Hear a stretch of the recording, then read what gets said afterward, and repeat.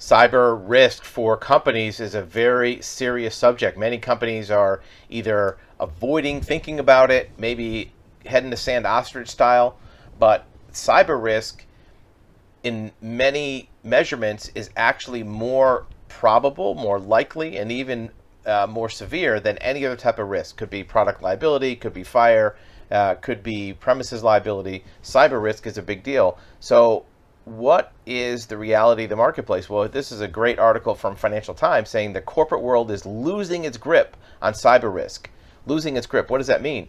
Well, it means it's out of control, right? And the subheadline is even worse. Reasonably priced cyber insurance that also improves resilience seems to be beyond reach. What this means is that this author is saying that if you're a company, it is difficult to get cyber liability insurance coverage that's reasonable in price and that's going to help you cover your potential risk or your losses. If you are a mid or small size company, you should check into rates for cyber insurance to see what the reality is. It may be that it's already too expensive. If you can find a policy that's at all reasonable, we'd recommend locking that in, because once you have a policy and the insurer can see your risk, many times that helps you retain that policy for renewal. 2 or 3 years from now, it may be difficult to get coverage at all because you're not an established risk.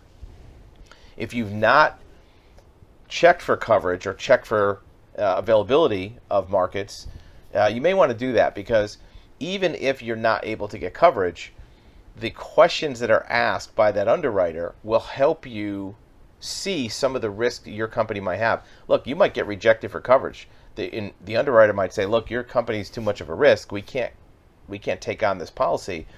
But they'll tell you why. It's because X, Y, and Z.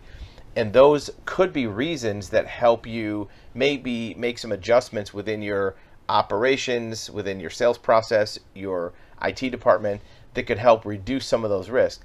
Maybe that risk reduction will help get you a policy. Even if it doesn't, it at least helps you reduce the risk within your company, because you don't want to lose your grip on your company because some hacker or ransomware or some cyber attack puts you out of business or incurs a huge expense, which is unrecoverable.